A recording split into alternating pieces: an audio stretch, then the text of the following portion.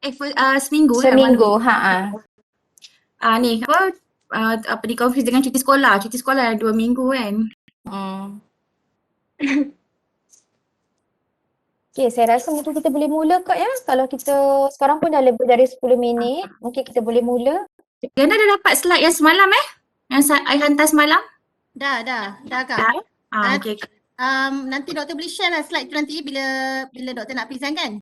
Kan saya yang masukkan kan? I ke? Doktor kan? Oh ya ke? Bukannya you. You share lah. Saya share. Saya tak boleh share sebab saya bukan co-host atau presenter. Alamak, kejap. Kalau macam tu, kena masukkan I punya ni apa? I punya sebab dalam desktop ni I tak ada lagi. I tak ada apa? I tak ada ni. Kejap Kejap jangan on lagi lah. Kejap. Okay.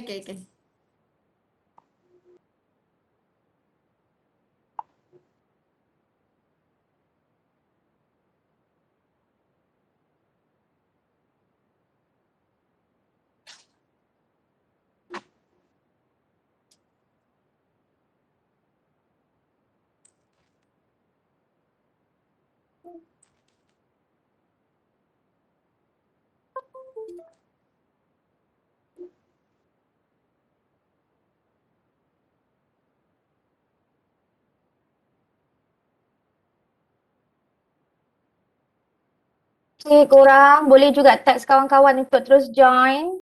Kita masih lagi ada masa sebelum Dr. Suhaila mulakan talk. Kita punya anggaran 500 tapi kita baru ada 270 lebih kurang. So mohon kerjasama untuk semua. Cuba WhatsApp kawan-kawan you dalam grup kelas kan. Bangun Puan Diana dah marah. Bangun Puan Siti dah marah. Macam tu. Tolong ya.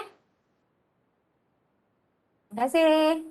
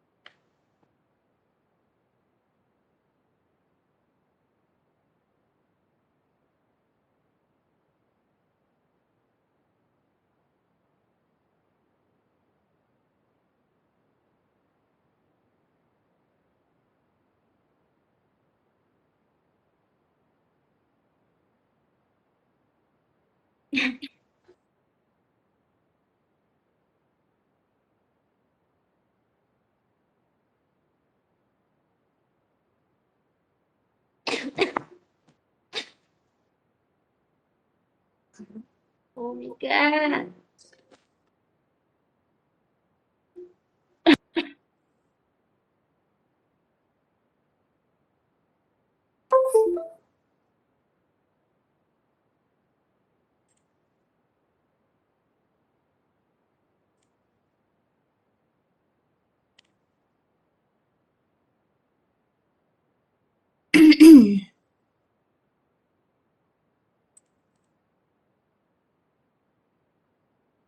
Nampak ke? Diana? Puan Roziana? Progressing. Okay, dah nampak Doktor? Nampak ya? Okay ya. Dah nampak So meaning saya yang akan ni lah take over the slide lah kan? Ya, betul. Okay. So dah boleh mula ke macam mana? Saya rasa kita mulalah kot ya. Yang mula ya? Okay. Okay, Assalamualaikum warahmatullahi wabarakatuh. Selamat pagi dan salam sejahtera. Terlebih dahulu saya ingin mengucapkan terima kasih kepada Profesor Madya Dr. Nur Suhaila Mamahanati atas kesudian doktor untuk menjadi speaker kita pada hari ini. Dari Shah Alam kita import. Dan juga saya ingin mengucapkan terima kasih atas kesudian para pelajar untuk join kita punya writing scientific report seminar kita pada hari ini walaupun dalam keadaan cuti semester. Saya percaya program ini mendatangkan 1001 kebaikan kepada para pelajar semua. Okay, kita hanya beri masa tak lebih daripada 2 jam. Jadi insya-Allah program ini akan memberikan manfaat. Okay, so pada hari ini untuk program Writing a Scientific Report, kita akan belajar cara-cara menulis surat report dan juga menulis scientific report yang lain. So Dr. Suhaila bukan hanya memberi penerangan bagaimana untuk menulis lab report yang efisien, tetapi beliau juga akan mengajar kita bagaimana untuk menulis scientific report yang lain.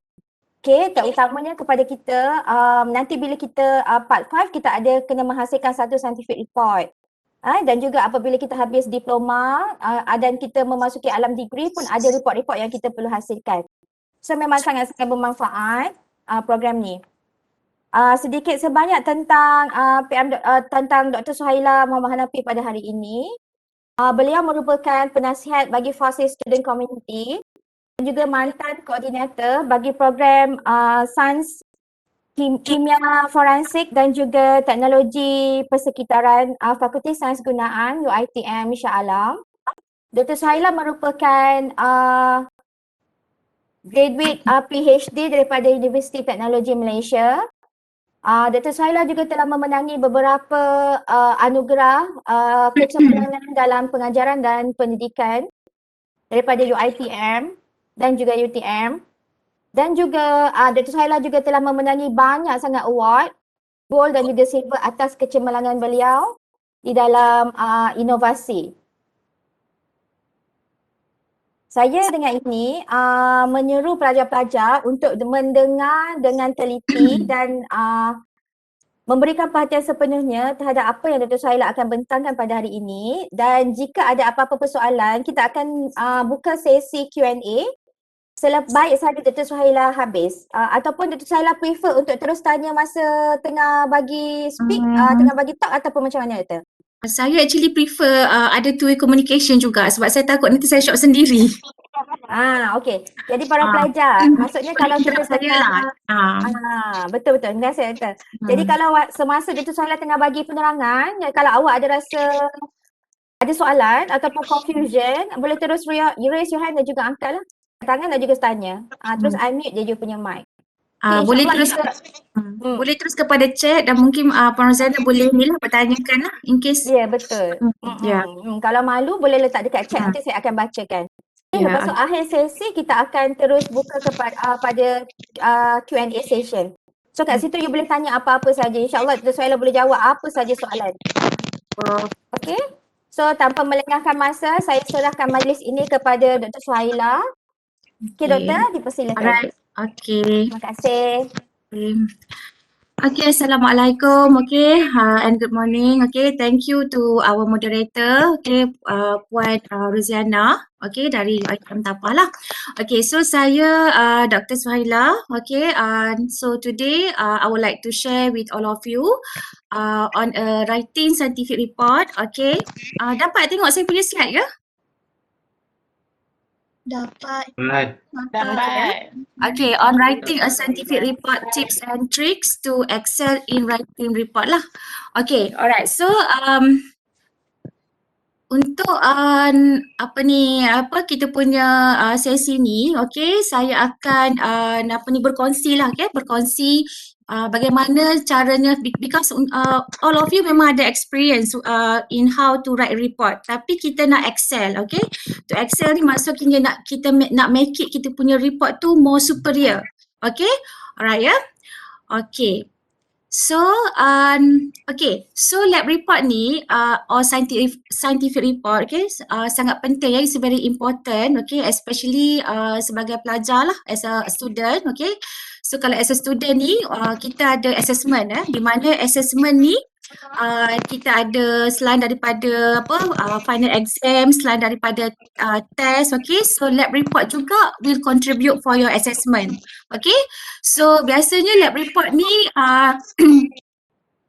ada dengar daripada ni lah, siapa, Syakir boleh mute tak dia punya? Suhaila, okay. boleh buat slideshow tak? Okay ya, sekejap ya. Boleh? Okay, boleh? Okay, boleh Doktor. Okay, alright. So untuk lab report ni biasa untuk kalau pelajar degree lah, okay. Pelajar degree biasanya assessment, okay, biasanya markah tu agak tinggi. Okay, biasa dalam 20%, okay, will contribute for your assessment. So agak tinggi lah. Okay, so 20% ni sangat tinggi, which is it will effect lah for your grade, especially your grade for your subject. Okay. And of course student biasanya, let's say lah katakanlah you hantar your report, okay, you hantar your report, okay.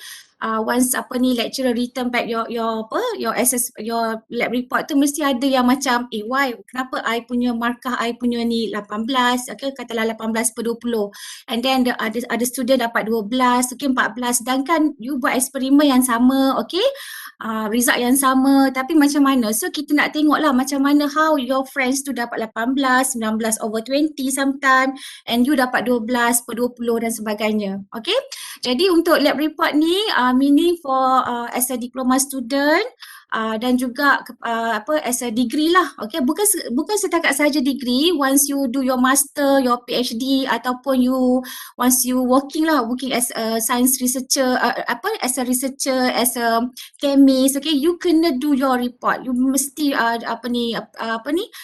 do a scientific report lah. Okay, jadi untuk diploma level ni you do a lab report. Jadi you sangat penting this lab report ni because final grade ni depend on the lab report. Macam saya bagi tahu tadi lah. Okay. Okay, jadi untuk scientific report ni, okay, kalau you all dengar, okay, scientific report ni maksudnya scientific report ni is quite serious lah, is a serious, not about serious apa, maksudnya dia ada stage dia. Maksudnya kita is not report-report yang biasa, meaning kita ada dia punya stages dia, kita ada prosedur dia yang kita kena follow the scientific report tu. Dia punya stage tu. So you tak boleh ignore, you tak boleh ambil mudah, okay? So mesti kena follow start daripada katalah ada 8 stage lah you kena follow. Okay? Alright ya.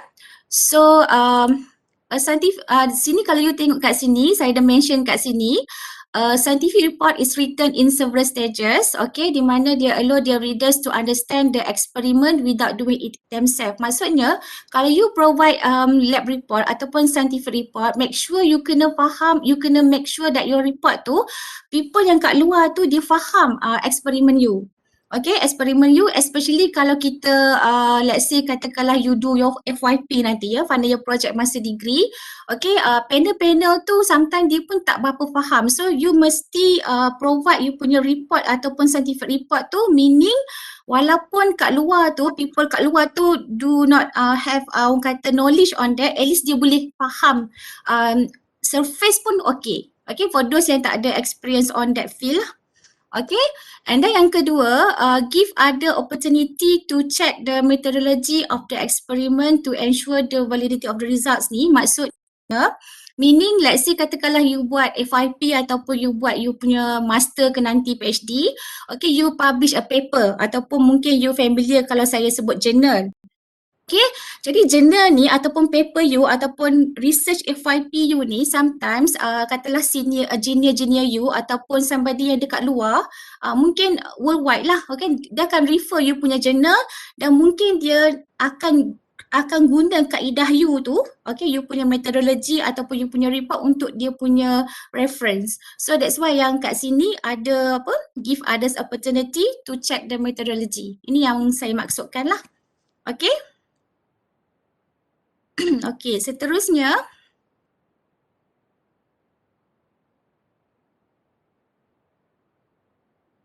okey ya. Alright, kat sini why do we need to write a scientific report? Okay, macam saya bagi tahu tadi, okay, kenapa kita perlu write a scientific report ataupun lab report lah. Okay, untuk lab report as a student you memang tak boleh excuse lah, okay, especially in diploma science ataupun engineering. Okay, kita belajar dalam kelas, okay, on theory. Okay, so apabila kita belajar on theory, of course we want to to support our theory tu ataupun our hypothesis tu in lab. So meaning apabila you buat lab, maksudnya you akan dapat data dan sebagainya. So kita nak demonstrate you punya understanding tu betul tak dengan teori yang you belajar. So as a student memang you tak boleh terlepas lah, especially in the diploma science lah ataupun diploma yang berkaitan dengan sains dan teknologi.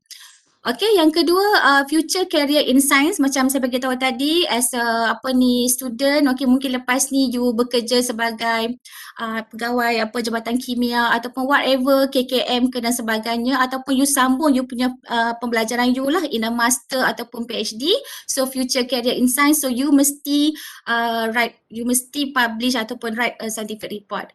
And tadi publish your research to the community, maksudnya as a scientist ataupun as a researcher, sometimes kita nak share. Okay, kalau you tengok kebelakangan ni banyak especially katakanlah daripada Fakulti Sains Gunaan UiTM Shah Alam, kami as a lecturer digalakkan untuk share kita punya research tu to the community. So apabila kita nak bercakap pada community, so kita kena do a report, tapi in how kita kena make it report tu people yang kat luar fahamlah dengan kita punya kita punya works tu. Okay? Alright ya. Okay, kat sini saya ada bertanya juga Puan Diana Suhada, apa masalah student student diploma in science ni in do a report, okay? Dan saya rasa apa yang saya dapat tu saya setujulah because kadang-kadang masalah tu sama juga dengan pelajar-pelajar degree di Shah Alam. Saya tengok pun diorang pun still ada masalah in do a report, okay? So kita benda ni biasanya kita akan selalu polish student lah, kadang-kadang student ni dia lupa, okay? Alright. Okay, so kat sini kita nampak common mistakes that we do while writing lab reports. Okay, maksudnya apa masalah-masalah ataupun yang you selalu buat mistake lah. Okay, yang pertama, objective are not clear. Okay, objective are not clear ni untuk diploma tak ada masalah. Because lab report biasanya you all dah diberi objektif. Okay, but for degree level, okay, especially katakanlah you ada ambil separation teknologi nanti next katalah untuk degree ni kita ada subjek 510 which is separation, okay, separation in ethical chemistry lah, okay. Kita akan belajar HPLC ke GC lah contoh ya. So dalam lab tu kita tak beri objektif. Okay, biasanya lecturer akan detail, akan explain, tapi objektif tu kita tak bagi. So meaning student tu must know and how to write objektif. Okay, compare to diploma, sebab kalau saya tengok diploma punya lab manual, biasanya objektif telah diberi. Okay, jadi untuk degree level, masa you nak buat lab report tu biasanya kebanyakan lab report tu kita tak beri objektif dan student must know how to write objective. Okay. And then of course once you do your you akan buat FYP ya, final year project, ataupun mungkin you buat scientific report IT masa semester 5, I don't know. Tapi untuk pelajar degree, masa you akan buat FYP project, final year project, proposal ataupun thesis lah. Okay, you akan buat satu project, satu research di mana you kena state lah apa objektif you dan sebagainya. So you must know lah objektif tu kena clear, okay. Alright, yang kedua, confuse analysis and interpretation. Confuse analysis and interpretation ni biasanya once you do your lab, okay, you akan dapat data, okay, ada collection data dan sebagainya. Sometimes you tak tahu nak analysis data tu macam mana, okay. Alright, then kita ada presentation data not accurate and precise. Maksudnya not accurate ni meaning you punya how you present data you. Sometimes tak ada unit, okay, sometimes tak precise lah you punya, tak precise ni maksudnya in terms of repeatability. I don't know kalau you familiar ke tak, okay, repeatability tu maksudnya sepatutnya you kena ada average, okay, berapa kali average you punya eksperimen, okay, itu yang dinamakan not precise, okay. And of course ada biasanya student juga dia bagi raw data saja, tapi tak ada apa-apa dia bagi raw data without any discussion lah, any any discuss ataupun dia tak well elaborate lah. Okay, and then discussion not well discussed, okay. Biasa most student kadang-kadang dia masalah in terms of discussion ni, okay, dia tak tahu macam mana nak discuss dia punya results. Okay, kita akan go ya lepas ni, dan conclusion. Okay, conclusion ni pun sama juga. Okay, ada masalah juga. Okay, setakat ni clear tak? Clear tak? Clear Apa soalan tak? Ni. Tak ada lagi ya? Kita teruskan boleh? Boleh. Okay. Alright. Okay.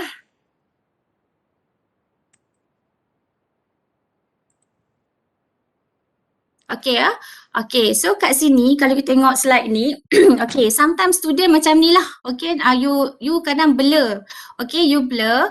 Okay, once you dah buat eksperimen, okay, dah follow you punya manual semua, you dah buat eksperimen, dapat data, tapi you macam mana nak buat apa ni, data ni macam mana you nak buat, and then how to discuss, how to conclude. Okay, so you nak ada, tak ada ideas. Okay.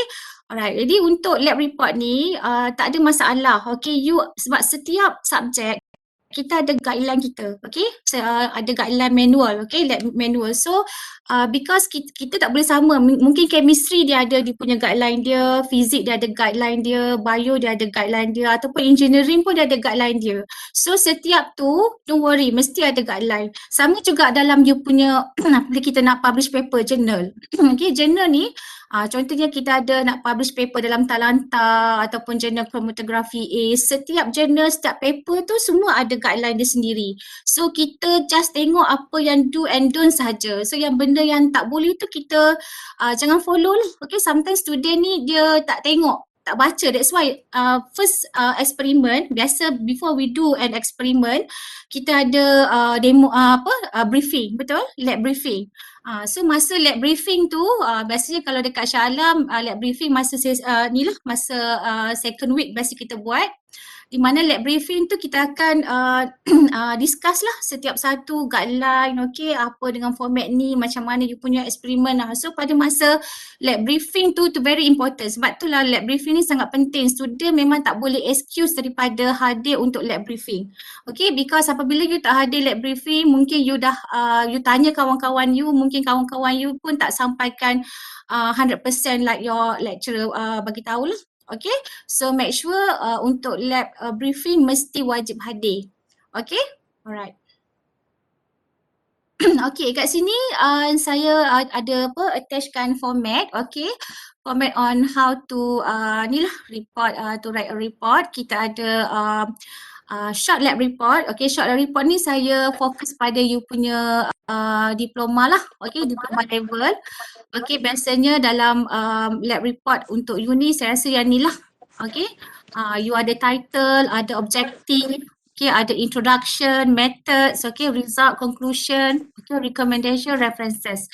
Okay, dan biasanya yang di sebelah kanan saya ni more to apabila you nak buat project you ataupun final year project ataupun you punya manuskrip. Okay, manuskrip ni penulisan jurnal lah. Okay, biasanya benda-benda ni semua you kena ada lah dalam listed tu. Maksudnya kena ada title, okay, abstract, intro, objektif, mungkin ada hipotesis. Okay, kalau penulisan grant, untuk apply grant biasanya ada hipotesis. Okay, eksperimental ni maksudnya dia ni lah. Eksperimental ni methods and materials, okay. Kalau dibandingkan dengan yang short lab report yang biasa saya tengok, biasanya student you akan buat on methods.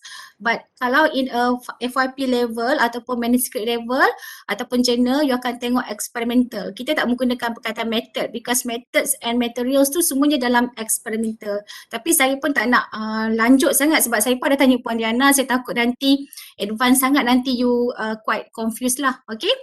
Alright, so kita ada result discussion, conclusion, reference, appendices lah, sama dengan mungkin yang dekat short lab report ni tak ada ya.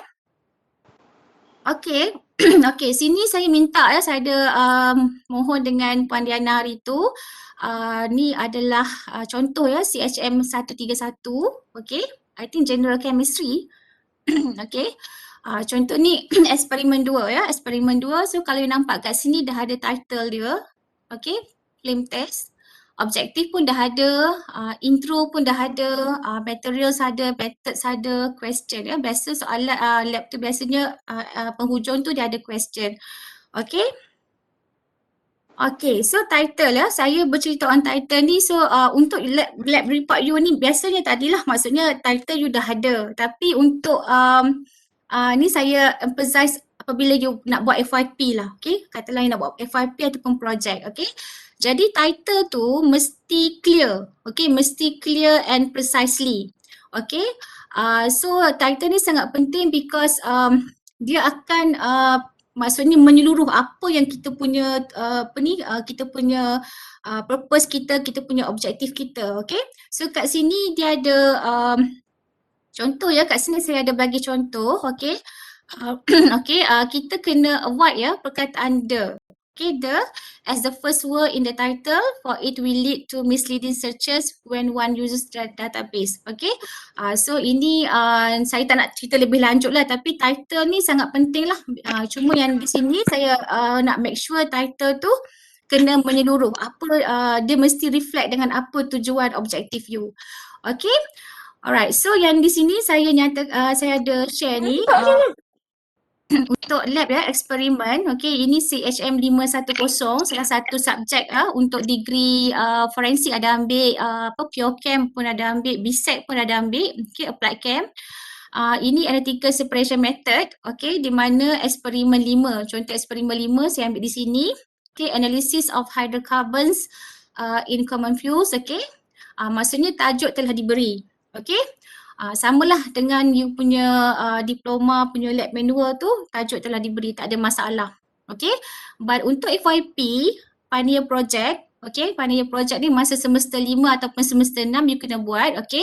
So semasa semester 5 you dah kena propose you punya title. Okay, biasanya title tu sometimes katalah you akan cari supervisor, lecturer you as a supervisor.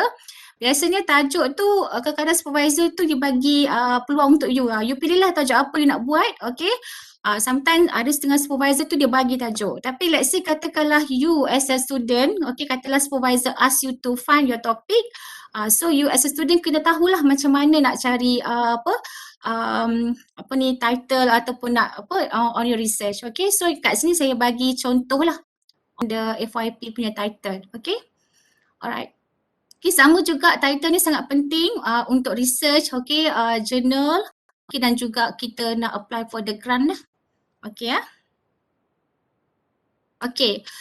Ini saya just nak show you on your, saya fokus pada lab report. Okay, lab report ni maksudnya cover page lah. Okay, cover page ya. Ni saya fokus pada cover page. Okay, sometimes student lab report ni pun cover page pun dah salah. Okay, jadi cover page ni mainkan peranan penting lah. Okay, tapi dalam series ODL kita sekarang, student still hantar lab report tapi mungkin ada format dia sendirilah.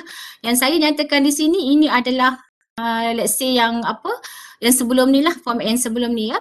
Di mana dalam lab report tu kita mesti ada title of the experiment, your name, dan biasanya lab report ni masa lab you ada group you. Okay, mungkin dalam satu group tu ada 2 orang ataupun 3 orang. So mesti you kena list all your members name, okay. Dan juga group, okay. Macam dekat Shah Alam banyak group. Kita ada contohnya kata forensik ya. Kita ada AS253, 4C, ada 4D. So mesti tu kena state you punya group, okay, date of experiment, date of submission dan lecturer's name, okay. Ini pun sangat penting, okay. Okay, ni saya ada attach contoh ya, contoh cover page ya untuk lab report. Okay, kat sini kalau you boleh tengok lah, okay. Contoh subjek ya 510, analytical separation methods, okay, lab report eksperimen 1. Okay, this is dia punya title, name, sebab lab report untuk degree ni you memang buat bekerja berkumpulan, tapi lab report tu mesti individual lah. Okay, cuma Syamil ni dia tak letak pula dia punya members name, sepatutnya kena letak lah as a members name. Class, okay, course, dia punya course name, date of submission, date of experiment pun kena tulis actually, okay, dan lecturer's name lah. Ini dia punya cover page, okay. So let's say lepas ni katakanlah kita dah masuk F2F, okay, you kena hantar lab report. So this is your I propose cover page macam ni lah. But it depends on the lecturer you juga. You kena tengok format ya. Format guideline yang telah diberi oleh lecturer tu lah. Okay, kita pergi objektif. Okey, objektif jadi untuk diploma level dengan degree level biasanya objektif ni macam saya bagi tahu tadi lah, macam title objektif tu biasa diberi. Okey, cumanya untuk degree level objektif kita tak bagi. Okey, kita bagi penerangan and kita nak tengok macam mana student tu write the objective. So kita nak tengok student ni faham ke apa yang dia nak apa ni, nak investigate ke, nak determine ke, okay, nak optimize ke. So student tu akan present the objective atau akan tulis objektif. Okay, so kat sini objektif ni is a measurable step, okay, to achieve ni lah dalam you punya study. Okay, so objektif ni usually given to you. Okay, untuk diploma level biasa dia akan given to you. And objektif ni biasa kalau you tengok, you akan nampak lah dia punya elemen tu, what are you doing in this lab, okay, why are you doing, how are you doing, okay. So objektif ni sangat penting, okay. Alright, so seterusnya kita pergi kepada, okay, kat sini goal objektif ni saya just nak share dengan you all lah. Sebab sometimes student ni dia anggap two terms ni sama. Sebenarnya goal tak sama dengan objektif. Okay, objektif ni specific actions and measurable step that you need to achieve a goal. Okay, contohnya kat sini kita nak turunkan berat. Contohnya katalah 15 kilo ke 20 kilo. Tu kita punya goal kita. So objektif kita maksudnya apa? Apa yang kita nak buat untuk dapatkan goal tadi. Okay, so please goal dan objektif tak sama. Okay. Okay, okay, ni contoh objektif lah. Okay, saya ada share kat sini good yang the first one ni yang good. Okay, yang good ni the aim of the experiment is to find out the parameter tadi sekian-sekian. But better the aim of the experiment is to investigate the parameter, maksudnya dia lebih more specific. Okay, contoh yang kat bawah ni yang dalam grey punya box tu, ini yang orang kata better lah, maksudnya to study and optimize the effect of mobile face composition ni salah satu parameter. Okay, this is the objective. Okay, so objektif ni sangat penting lah. So masa peringkat diploma ni tak ada masalah. Cuma you kena tengok lah after this apabila you do your experiment, you tengok objektif tu. Tu objektif telah disediakan oleh you, tak ada masalah. Okay, tapi in degree you kena tulis sendiri. Cuma kat sini dalam kotak biru ni, I ada share kat sini. Okay, the aim ataupun objektif ni must be written in the future tense because it's written before the experiment is conducted. Ni sangat penting. Okay, future tense. Okay, alright. Okay, hipotesis. Hipotesis ni saya depends lah. Hipotesis ni biasanya I rasa untuk macam degree level tak ada masalah, kita tak ada lah hipotesis. Tapi hipotesis ni dalam penulisan grant, okay, let's say katakanlah kami as a researcher, ataupun saya bersama-sama dengan pelajar PhD master saya memang train diorang macam mana nak buat hipotesis. Okay, hipotesis ni sangat penting. Saya rasa masa sekolah menengah ataupun you punya secondary school, you ada belajar lab, you mesti ada hipotesis. Okay, jadi hipotesis ni is the purpose of the hypothesis is to tell your reader what you think will be the result of the experiment.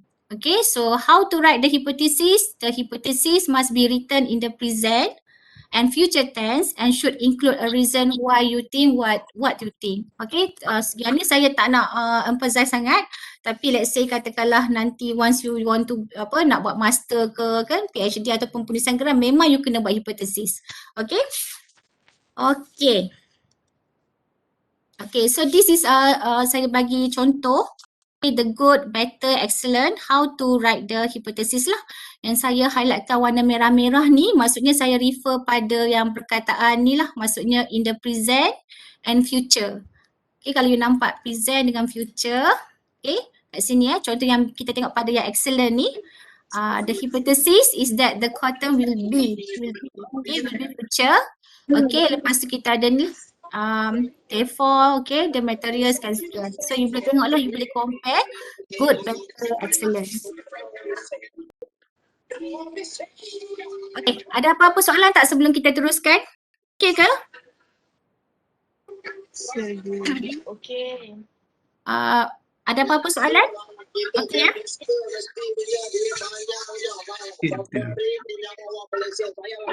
Okay. Alright, kita pergi abstract. Okay, mungkin all of you familiar with the abstract. Okay, abstract ni pun untuk diploma tak ada. Saya tengok you punya format biasa tak ada abstract. Tapi untuk degree pun sama juga, untuk penulisan lab tak ada abstract. Tapi untuk FYP, especially final year project lah. Okay, kita ada final year project ni, kita ada proposal dengan final thesis. Okay, final year untuk untuk first proposal tu tak ada masalah lah, tak ada abstract. Abstract ni apabila you dah you eksperimen, dah buat eksperimen semua, you kena buat abstract. Okay, jadi abstract ni sangat penting. Okay, so kat sini saya just nak share dengan you all lah. Okay, macam mana abstract ni. Okay. So kat sini, let's say katakanlah nanti you akan buat abstract. Okay, so what is abstract? Abstract is a short summary of a longer work. Okay, maksudnya kerja you, apa you punya objektif, you punya problem statement you punya result yang you dapat, conclusion, you kena letak semua dalam abstract. So that's why abstract tu mesti accurate dan precise. Okay, so that's why sometimes kalau kita katalah you nak join conference, okay, nak join conference ataupun apa-apa, you kena hantar abstract dulu. Okay, please send your abstract.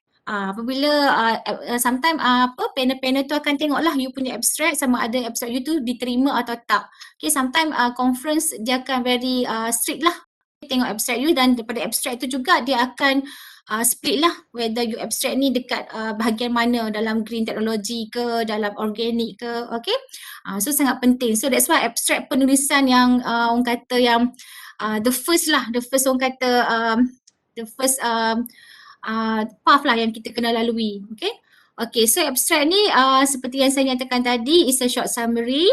Okay, the abstract concisely reports the aims and outcomes of your research. Okay, write the abstract at the very end. Okay, maksudnya abstract ni mesti tulis pada bahagian akhir. Okay, you tak boleh tulis awal abstract ni, sebab because you kena habis you punya you data, okay, discuss semua, conclude semua, barulah you tulis abstract you. Okay, alright, so kat sini you boleh follow lah. Okay, saya pun tak nak tekankan lah detail kat sini, cuma you can read lah what is the report about, state the main, okay, methods. Okay, senang je. Contoh, let's say katakanlah nanti you nak buat abstract nanti, ambil contoh jurnal. Okay, ambil contoh jurnal, tak kisahlah jurnal apa-apa, JCA ke whatever ke. So you ambil abstract tu, okay, you baca dekat abstract je, you matchkan dengan apa point yang saya bagi kat sini. Okay, so you cuba tengok ada tak yang point yang saya bagi 1, 2 hingga 6 ni, ada tak dekat abstract tu. Should be ada lah. So that's why kalau you pegang this kinds of point kat sini, saya rasa you tak ada masalah pun nak tulis abstract. Okay, alright ya. Okay, okay, introduction. Okay, introduction. Okay, dalam you punya report, okay, lab manual untuk diploma level, okay, biasanya introduction ni pun dah ada. Okay, telah diberi. Okay, cumanya degree pun ada. Okay, cumanya untuk penulisan FYP, okay, ni memang you kena tulis lah. So introduction kat sini yang saya nyatakan kat sini ada what, okay, why, how, okay. So kat sini dalam introduction mestilah ada problem dia. Okay, what is the problem, problem investigation. You kena describe the problem investigated, okay. State the objective, summarize, okay. So let's say katakanlah dalam you punya lab report tu ada introduction, okay, meaning you kena submit your introduction.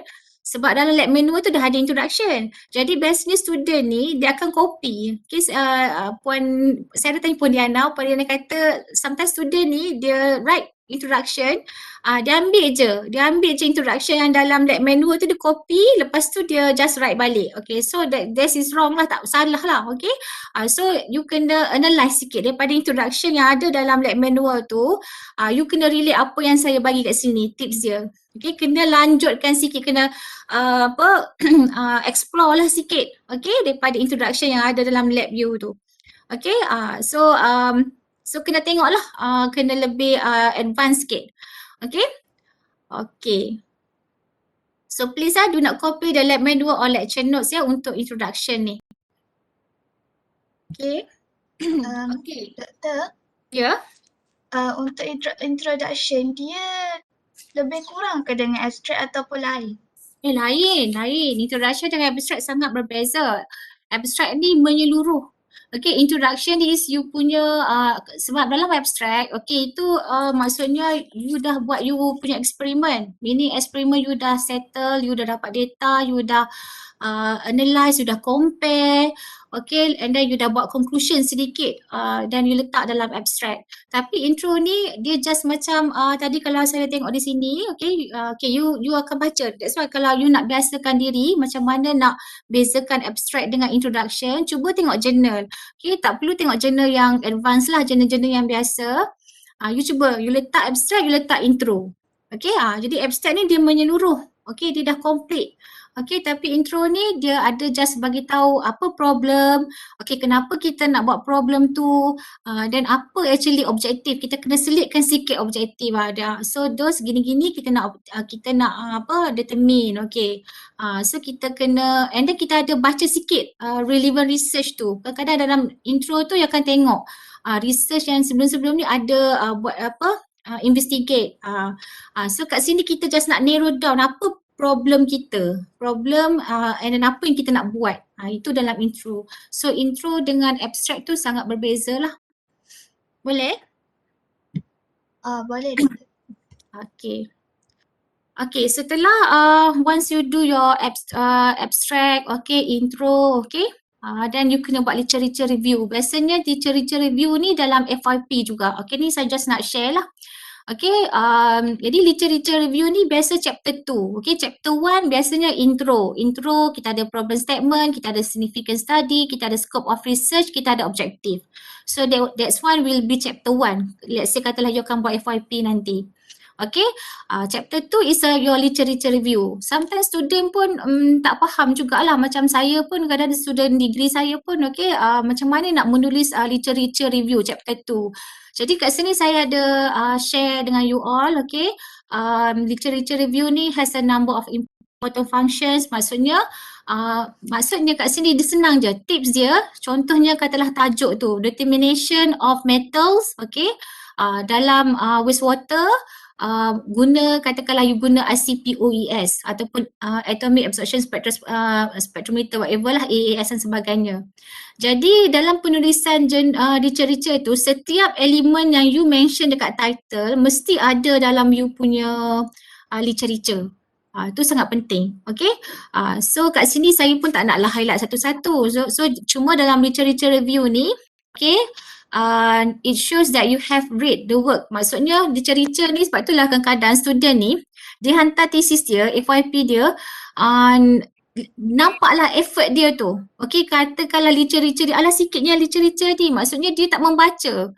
Okay, punyalah kat belakang tu reference tu banyak. Tapi dekat literature tak nampak, maksudnya dia just letak je reference without actually tak baca pun contents dalam dalam journal tu. Jadi kita daripada pembacaan tu, daripada kita nak tengok researcher, nak bandingkan, okay, daripada tu, okay. Lepas tu it provides more detailed information about studies, okay. Dengan membaca literature tu, kita boleh tengok lah study kita, sebab kita nak kena compare. Sebab kita nak kena compare, sebab masa kita nak buat discussion dengan conclusion, dalam discussion tu kita nak support. Katalah kita finding kita macam ni, kita jumpa kita punya data, kita macam ni. Kita kena cari, masa kita nak buat discussion tu, kita kena ada journal yang support kita punya finding kita punya result kita. Tu is a good dalam discussion kita. That's why kita kena baca daripada another study. Okay, so banyak lagi lah dari kat highlight warna merah ni, so you boleh baca. So let's say kalau ada soalan boleh tanya saya lah. Okay. Okay, so kat sini, sini saya just bagi, okay, maksudnya dalam semasa penulisan literature review, you kena ada literature on topic, on method. Okay, method ni maksudnya kena compare jugalah method yang you nak buat ni macam mana, method yang lain tu macam mana. Okay, theoretical you, okay, maksudnya setengah-setengah eksperimen tu dia ada dia punya formula, ada konsep, ada teori, so kena explain.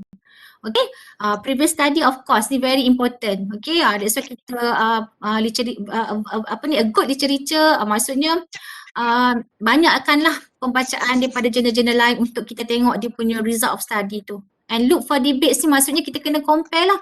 Mungkin journal A ni kata macam ni, journal B kata macam ni. Jadi from journal tu kita nak tengok sebab you nak solve the problems tu. Okay? Okay, so masa literature review, ini pun tips jugalah masa penulisan FYP nanti. Okay, dia ada ni tips to consider when presenting a review of previously published work ya. Mungkin you ada boleh menggunakan past tense, you juga boleh menggunakan present tense, you juga ada sometimes sentence tu boleh menggunakan present perfect tense, okay? So tak ada masalah lah. Okay, so you boleh follow lah, okay, this tips ni, okay. Okay.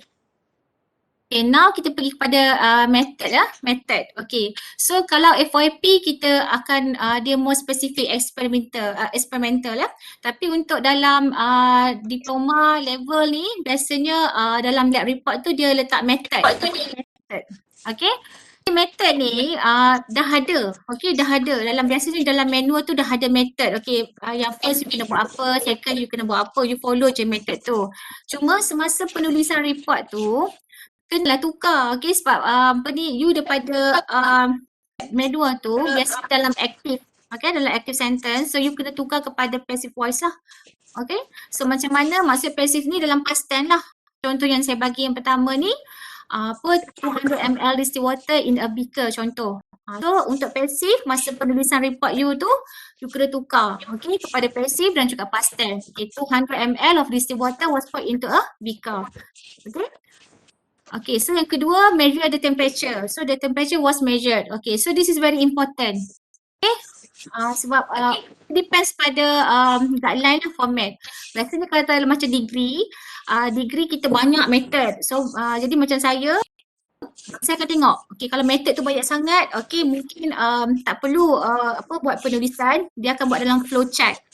Okay, tapi untuk level diploma, biasanya method tak banyak. So biasanya you kena write balik report tu ataupun method tu, tapi kena tukar lah daripada aktif ke pada pasif.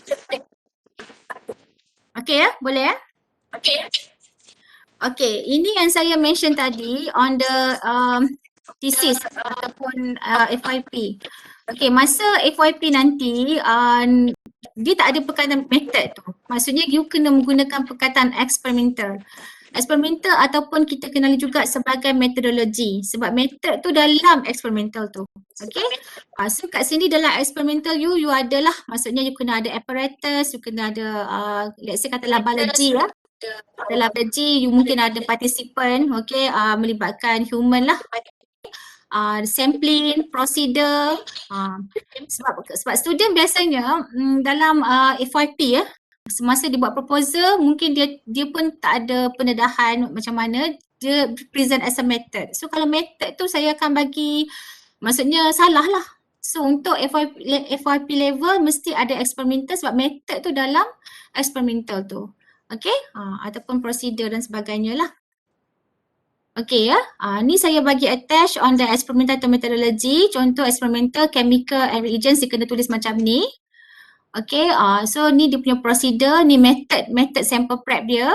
Okay, preparation of standard and sample solution, chromatographic condition. So nampak tak beza apabila you akan buat masa degree nanti, bukan lagi method, maksudnya experimental sebab semua ni ada dalam you punya metodologi ataupun experimental. Okay. Dan biasa ini adalah flowchart lah. Okay, biasanya student biasa kata kalau banyak method tu saya cakap no need to write, maksudnya pada active capacity no need to write back a sentence tu. I minta dia present through flowchart. Okay, sebab banyak sangat dia punya method dia. Okay. Okay, jadi untuk penulisan FYP, okay, untuk thesis ataupun untuk apply grant ke as a researcher, kita kena ada flowchart kita. Okay. Dan flowchart tu sekali lagi it's not about method tu saja. Dia kena start daripada sampling dan sebagainya. Kadang-kadang student pun dia silap. Dia start daripada method dia. Contohnya katalah dia guna method solid phase extraction. So dia just terus fokus pada SPE. Itu salah. Jadi flowchart ni, flowchart of your study tu maksudnya daripada sampling you dan sebagainya. Okay, sampailah you punya quantification guna instrument. Okay, results ya. Kita pergi kepada results. Okay, result ni ada dalam you punya lab manual you lah. Okay. Okay, results ni biasa result and discussion. Okay, result ya. Cuba kita tengok kat sini dulu results. Okay, apa itu results? Okay, provides the uninterpreted raw data collected. Maksudnya apabila you buat eksperimen, you akan dapat series lah. Contohlah kita ambil basic lah, you buat titration. Okay, buat titration. Okay, you akan dapat lah, you observe. Okay, you write your results lah. Okay, apa yang you dapat dalam you punya eksperimen tu. Okay, jadi kat sini saya nak mention kat you, result ni biasanya kat sini ya, you nampak can be summarized lah in tables ataupun dalam graph lah. It depends you punya subjek lah. Mungkin kalau fizik tu kena present dalam graph, okay. Jadi macam student ni kadang-kadang biasanya kalau lab report diploma ni kadang-kadang table tu dah provided. Dah given, dah ada dalam lab manual. Tapi dalam masa degree tak ada. Jadi you kena tahu lah macam mana nak write, nak present you punya results tu. Okay. Sometimes masa briefing, lab briefing tu kita ni kadang-kadang lecturer ni tak apalah, kita guide juga. Okay, sepatutnya student kena fikir tapi tak apa, sebenarnya benda ni you kena buat macam ni. Jadi dia tahulah. Okay, sebab student dia tak tahu macam mana nak present the data tu. Okay. So mestilah dalam tables ataupun dalam graph dan sebagainya. Okay. Okay, jadi results ni dia kena precise dengan accurate. Okay. So kat sini saya ada share dengan you. Okay, contohnya kita ni as a science student tak boleh lari daripada perkataan measurement. Okay, mesti ada measurement. Okay, dalam measurement ni maksudnya you akan buat quantitative measurement. Okay, contohnya dalam titration ke ataupun dalam fizik ke, semua tu ada measurement dia dan biasanya ada true value. Okay, true value. Okay, sini saya just nak share je ya. Because dalam you punya lab, masa you buat eksperimen tu, you akan banyak dapat factors lah. Factors maksudnya mungkin cara you mengambil data tu. Okay, device tu ke, okay, untuk kata fizik ada menggunakan banyak device. Okay, mungkin macam mana you, penggunaan device tu berbeza. Student A, student B tak sama. Okay, operator effects ni maksudnya itulah skills you, kan, cara you mengambil data, tu sangat membeza. Saya nyatakan di sini sebab ini yang akan memberi perbezaan results you, okay? Okay, so apa-apa pun result tu mesti accurate dan precise, okay? Masa matrix ataupun masa sekolah pun you dah belajar in terms of accuracy dan precision. Okay, saya nyatakan di sini sebab di sinilah saya nak kita akan narrow down nanti Cuma kat sini you kena tahulah, maksudnya result you tu mesti accuracy dan precise. Okay, itu okay. Okay, results ya. Kita pergi sini dulu. Okay, results ni kat sini maksudnya table lah. Okay. Let's say katakanlah you dapat series of data, you kena present dalam bentuk table. Let's say katalah table tu diberi oleh lecturer you ataupun dalam lab manual you, tak ada masalah. Okay, jadi katakanlah tak ada, you kena present your data tu in terms of, tengoklah kalau benda tu kena tabulated, you tables lah. Dan dalam table tu mesti ada tajuk. Kadang-kadang student ni diletak je table, tajuk pun tak ada. Okay, sebab tajuk tu, you akan discusskan dalam discussion you tu, table ni apa. So kena ada tajuk lah. Contohnya table 1 is circular cylinder data. So kena ada tajuk. Okay, kena ada tajuk. Lepas tu you punya ni lah, you punya apa dia. Okay, contohnya katakanlah kat sini voltage. Okay, mesti dia ada unit dia. Kan setengah tu tak ada unit. So you boleh tengoklah kat sini apa permasalahan dalam table. Okay. Okay, ni pun salah satu contoh table. Ini subjek CHM 510. Okay, dia ada dia punya temperature dia, contoh dia, peak number. So this is a very good lah on how present the data. Okay. Okay, biasa student bila results tu kan dia agak berbeza. Mungkin student A, student B dia dapat result yang sama. So adalah perkataan error. Okay, error ni kalau you belajar uncertainty ya. Dia uncertainty, mungkin kalau degree ada subjek on measurement in article chemistry, kita akan ajar student on uncertainty lah. Jadi error ni kena faham. Kadang-kadang saya tanya juga Puan Diana kata student ni dalam discussion ni dia just mention ada error tapi dia tak tahu pun error tu error apa. Okay, so error ni sangat penting lah. Jadi you kena faham apa itu error. Okay, so error tu defined as difference between individual result dengan the true value. Okay, true value ni biasanya kita dah ada nilai dia. Okay, that's why lah dalam titration, contohnya titration, kita dah ada nilai dia sebenarnya actually. Okay, so jadi error ni kita ada dua. Ada systematic error dengan random error. So student kalau you rasa you nak dapat markah tinggi dalam lab you, kena tahulah. Katakanlah yang kawan you dapat sekian-sekian, katalah result dia berjaya. Contohnya titration yang you beberapa kali you buat titration apa ni tak jadi kan. So kita tengok masa 3 jam dah habis dah. Jangan panik, tak ada masalah. You tulis je you punya result you tu, tapi you kena discuss lah dalam you punya discussion you tu. Kan kadang-kadang alamak dah cuak macam mana ni, tak dapat-dapat, apa masalah I ni, apa masalah ni kan. So ada error lah, mungkin ada berlaku error tu. Jadi cuma you kena discuss dalam you punya result you, apa bentuk systematic error, apa benda error ni, whether it's systematic ataupun random.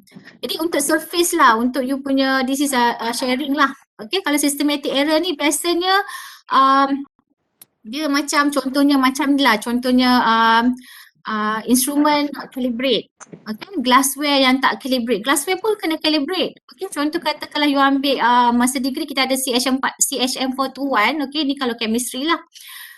Glassware pun kita kena calibrate. Okay, so that because this thing is actually benda-benda yang boleh bagi effect pada you punya result. So kata kalau you state dalam discussion you, error tu, you jangan mention error sahaja. So kena mention lah. Katakanlah ni systematic error, apa benda, glassware ni mungkin gini-gini, okay. Lepas tu kita ada juga random error. Okay, random error ni maksudnya mungkin you buat ni 3 kali repeatability, kan?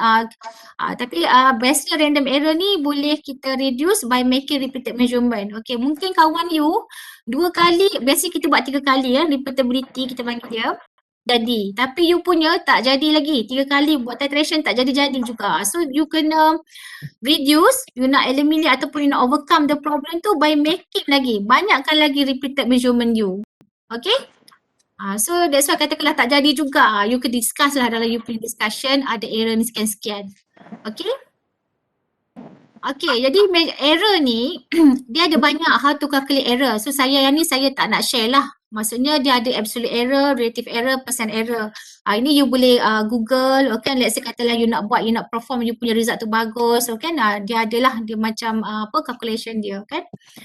Okay, let's say katakanlah you ada result you dalam bentuk graph, okay. So you kena buat dalam bentuk figure. Yang tadi table. Kan? So kalau macam graph semua tu biasanya kita present dalam bentuk figure dan mestilah ada title dia lah. Contohnya kata tadi table 1, ni kita ada figure 1. So kalau ada graph biasanya mestilah dia ada paksi X, ada axis Y, YX ya. Dan mesti dia ada legend dia, figure legend dia dan sebagainya. Dan mesti of course yang tadi lah, saya mention tadi dia punya numbers ni pun penting, mesti clear. Okay, mesti clear dia punya graph you. Let's say lah, katakanlah graph.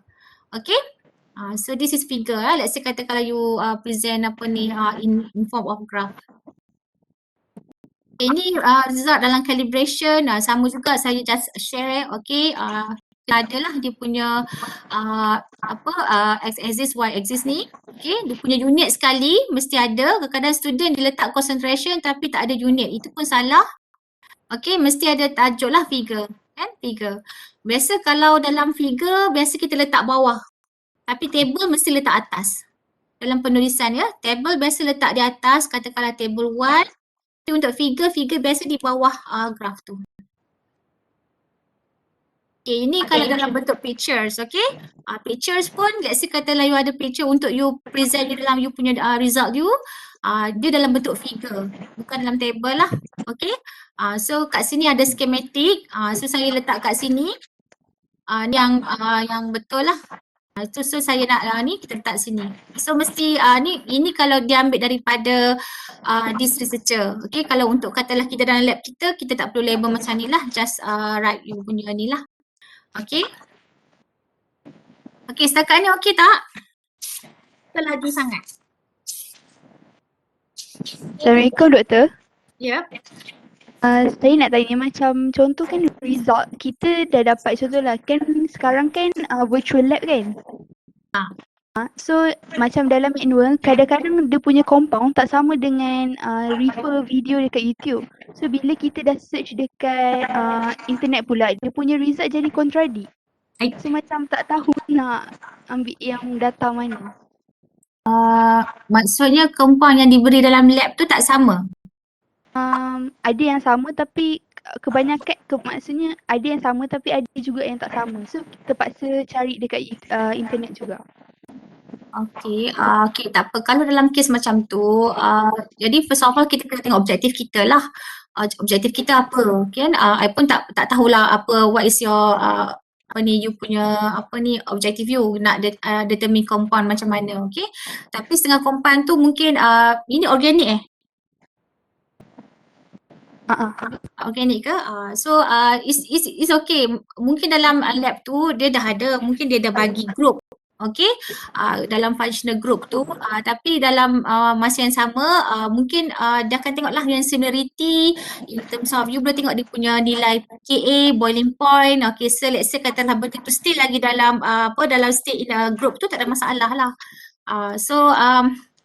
Tapi it's okay, whatever, let's say katakanlah tak sama ke, you just find from the journal tu, then jangan lupa you make sure you letak dia punya reference tu, okay, so tak ada masalah.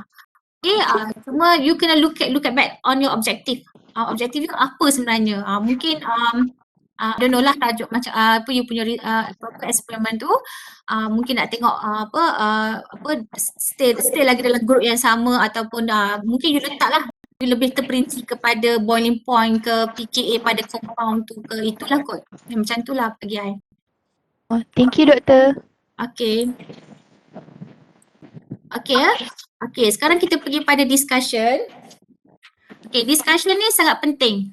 Discussion ni lah biasa kalau saya tanya Puan Diana kata discussion ni selalunya kita student ni salin balik. Okay, dia copy all the theory.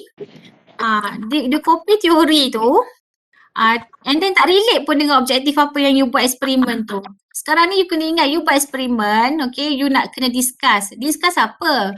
It's not discuss on the theory. Teori tu boleh discuss sikit je boleh. Itu kita punya ni kan, cuma you kena discuss on what you get from your results tu. Okay, that's why yang first ni saya mention kat sini dalam discussion tu ada intro, review finding, discuss outcome. Maksudnya you kena study lah. You kena discuss daripada result you tu apa. Katalah the finding for the study clearly show that sekian-sekian. Then you kena evaluate you punya result you tu, you kena analyse. Okay, mungkin you boleh offer you punya explain, okay, dan daripada literature itu dah, that's why lah literature tu sangat penting.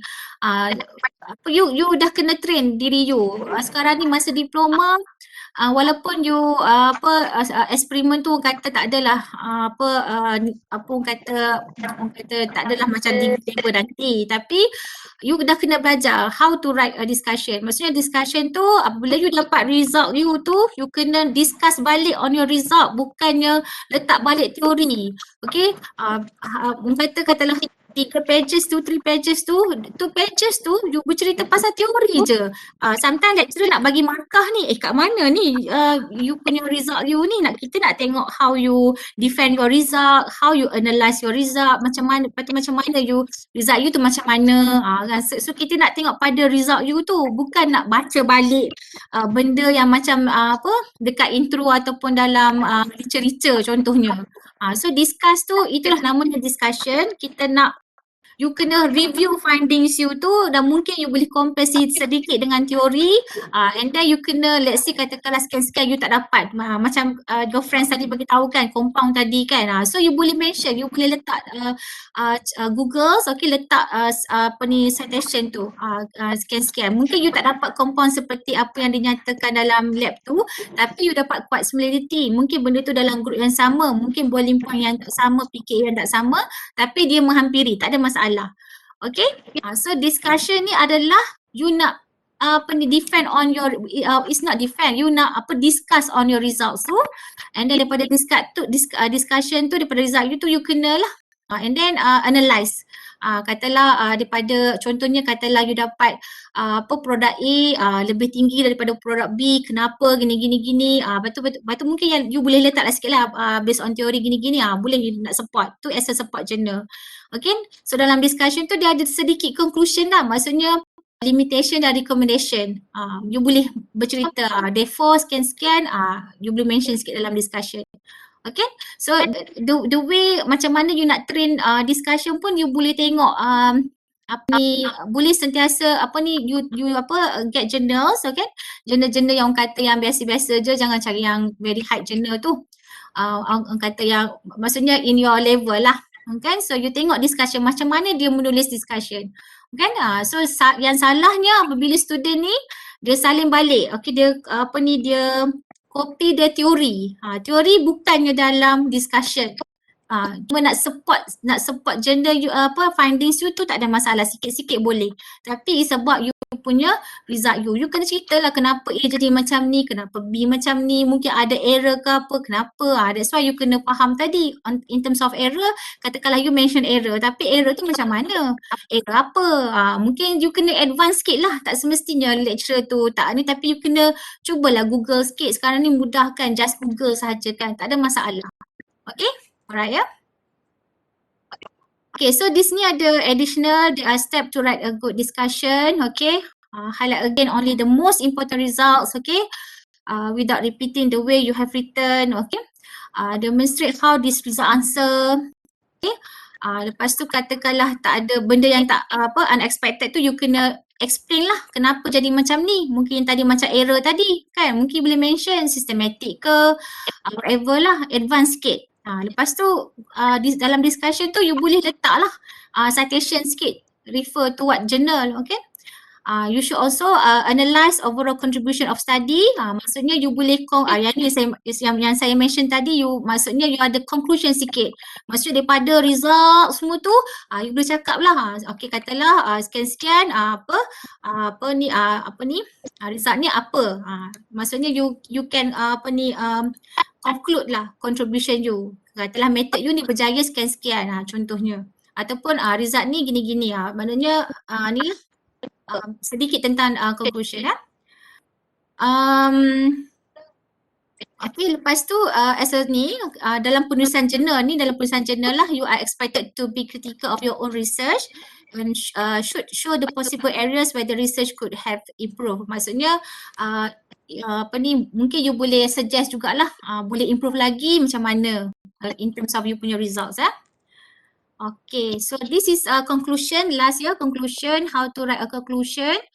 Conclusion pun sangat penting. Conclusion ni pun sama. Kadang-kadang student ni yang kita nak panjangnya discussion. Discussion is quite long orang kata writing lah. Tapi orang kata tak adalah. Depends on you punya eksperimen lah. Okay, so conclusion tak perlu panjang. Okay, conclusion ni is actually how you answer your objective actually. Okay, so kat sini saya ada bagi guideline kat you.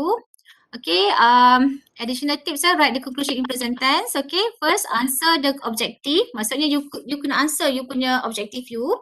Okay, what's your hypothesis is right or right or wrong. Kalau let's say katakanlah hypothesis you.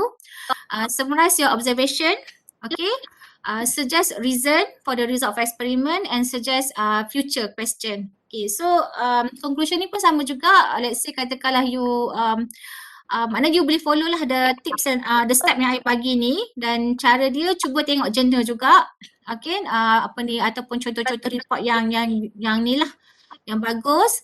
Macam mana dia write a conclusion, you meshkan balik dengan apa yang saya bagi kat sini. Kan yang 1, 2, 3, 4, 5 ni you meshkan balik. Ada tak yang the points saya bagi ni dalam conclusion. Okay, so conclusion tak perlu panjang ya. Dia actually apa-apa pun dia mesti answer the objective.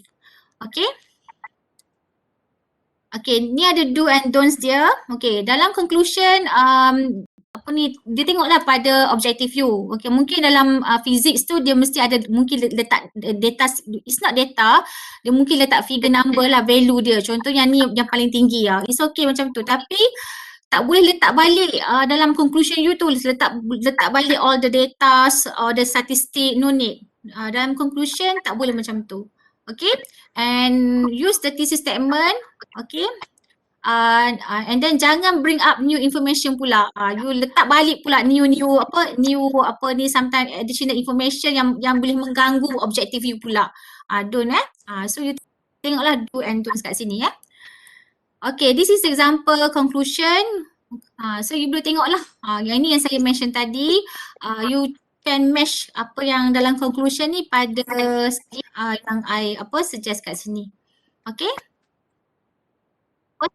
Okay, so kat sini ada perbezaan discussion and conclusion. So you can read lah.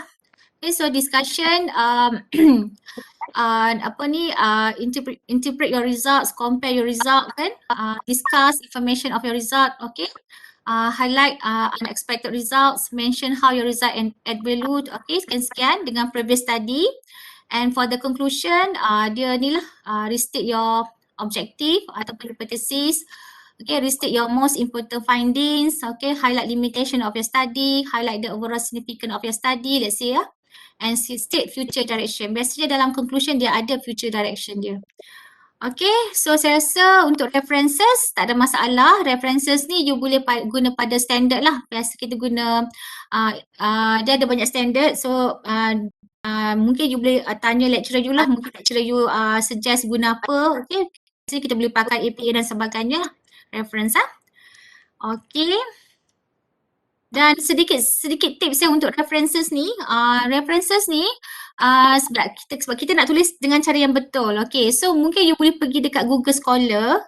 Kalau you familiar dengan Google Scholar, kan you pergi dekat Google Scholar and katakanlah you ada tajuk. Kata tajuk tu you buat tajuk yang you daripada jurnal tu, let's say katalah determination of paracetamol in urine. Okay, dia akan keluar sebab you dah ada tajuk spesifik kan. So kat situ dia ada double, you nampak ada apostrophe. You boleh klik dekat apostrophe tu, dia sediakan all the format. You nak pilih mana? APA ke, Harvard ke?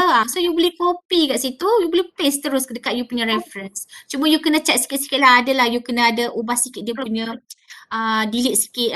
Itu cara yang senang actually. Saya menggunakan cara yang tu lah masa saya buat PhD. Kan sebab kita biasa kalau kita tulis reference ni kan macam memang kita ada media dan sebagainya, tapi itu salah satu cara yang senang sebab kat situ dah ada dah dia punya format dia. Okay. Okay, appendices ni sangat penting. Let's say katakanlah ada calculation, kan calculation semuanya kita tak letak dalam kita punya result tu. Sometimes result tu kita letak satu atau dua contoh, the rest tu kita letak dekat appendices. Photograph pun sama juga, chromatogram pun, let's say katalah you ada chromatogram ataupun apa-apa information sheet yang lecturer you cakap kena attach, please attach tapi letak di bahagian appendices.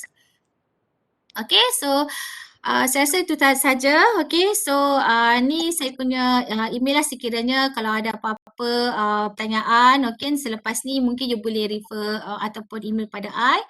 So ni adalah field of my research lah. Kan, green chemistry, microextraction, aspiration, pharmaceutical delivery, nanomaterials and environmental chemistry. Ini saya just nak share, this is my best moment lah masa saya buat PhD. I got a best student award masa belajar. Okay, saya graduate on time ya, GOT saya buat 3 tahun PhD. Itulah kita kena follow lah apa yang supervisor cakap, lecturer cakap, kita kena follow kan, tak ada masalah, ikut je. So this is my student. Actually Zaimah ni dia tengah buat PhD. Actually dia pelajar master sebelum tu master saya. So semasa master tu dia punya thesis dia she got pemenang thesis terbaik penulisan master.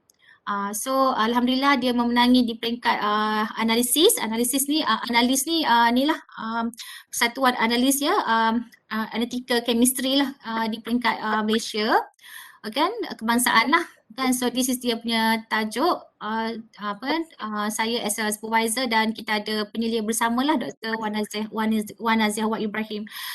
Zaimah ni adalah student pelajar kimia forensik. Kita punya alumni kimia forensik, okay, continue with master dan sekarang ni dia tengah sambung PhD di semester 3. Itu pun dia under saya jugalah. Okay, so this is my Google Scholar. Okay, let's say kata kalau you nak tengok saya punya research. Okay, itu saja. Alright, Puan Roziana. Ya, terima kasih Dr. Suhaila Agak lama juga. atas Alhamdulillah. Tak Laju, apa, laju. terima Dia baru kasih. cakap laju. Terima kasih Doktor atas banyak information yang diberikan. Jadi kita sekarang berada dalam sesi Q&A. Kepada semua pelajar, kita feel free untuk asking. Sesi ni bukan satu sesi yang formal. Ya. Jadi you tak perlu takut. Kita relax saja. Dr. Suhaila pun memang sedia mendengar dan juga membantu kalau kita semua ada masalah untuk bertanya.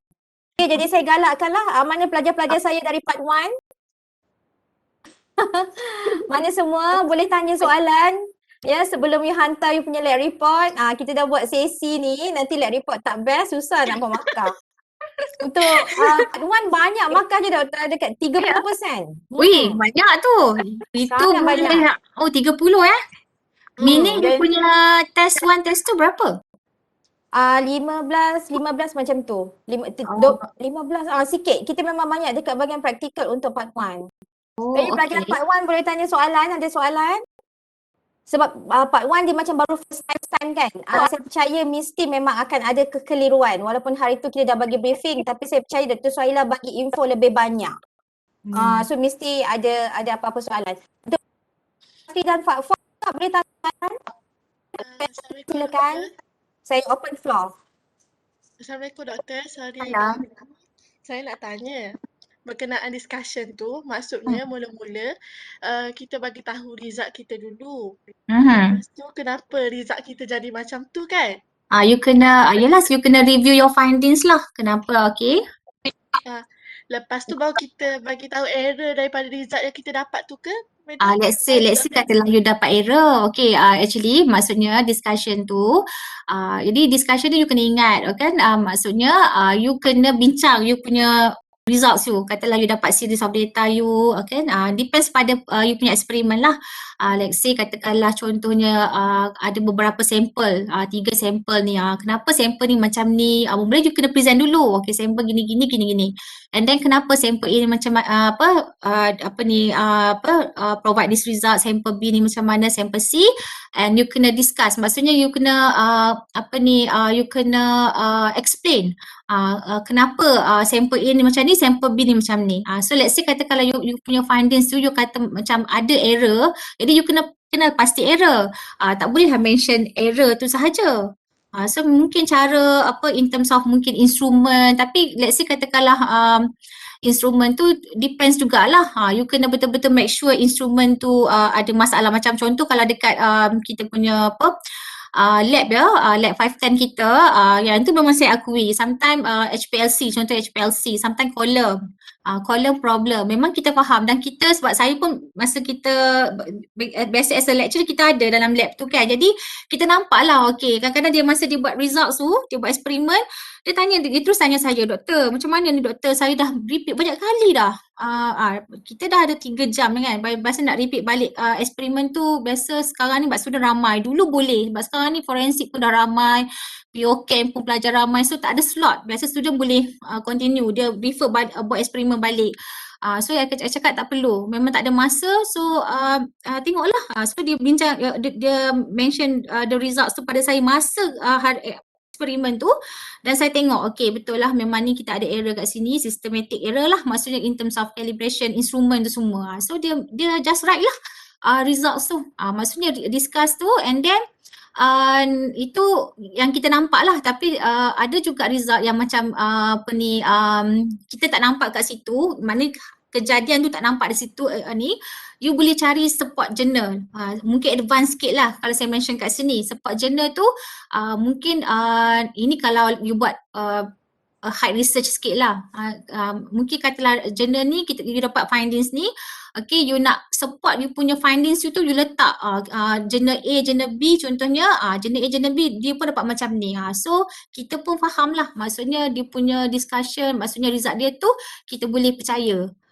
Kita boleh ni. So that's why lah katakanlah you nak mention you punya error, kena make sure error apa.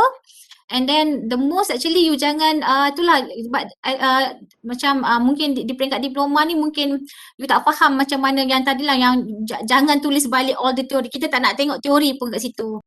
Cuma teori tu sedikit boleh just nak support you punya findings you. So overall is about ini. You kena compare sebab student kadang-kadang dia I tak nampak dia punya comparison. Dia ada table, okay? Table ada graph yang cantik tapi dia tak mention pun kenapa graph ni contohnya ada graph ya. Ada tiga peak A, peak B, peak C. Peak A dia rendah, peak B ni sampai katalah peak A dia punya tinggi dia 50, peak B sampai 200, peak C pula 30. Jadi kena ceritalah kenapa slightly difference between the peak. So kenapa benda tu boleh jadi? Kadang-kadang figure 1 shows the graph gini-gini. And then tak ada apa-apa penjelasan. So that's why you kena mention, okay, from the figure, peak A shows the value of 50.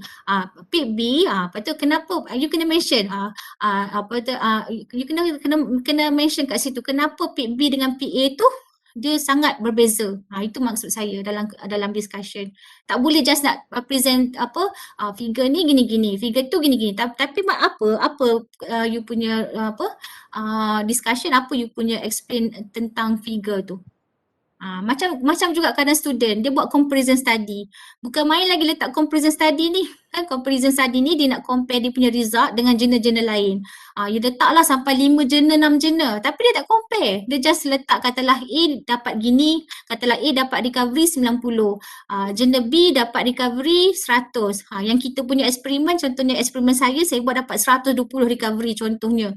Tapi saya tak mention A tu kenapa, B tu kenapa. Jadi saya kena mention A tu mungkin dia pakai instrumen sekian-sekian. B gini-gini. Saya kena explain sebab saya kena maksudnya bring apa benda yang kenapa agaknya A tu boleh jadi macam tu, B macam tu dan C apa yang current word saya tu kenapa saya dapat C, saya dapat macam tu. Itu dia punya discussion. Dan dalam discussion biasanya mesti ada itulah macam saya mention tadi, kalau mungkin untuk degree level kita kena adalah kita punya support lah. Support journal tu penting. Menjawab ke soalan saya? Ya doktor, satu lagi saya nak tanya.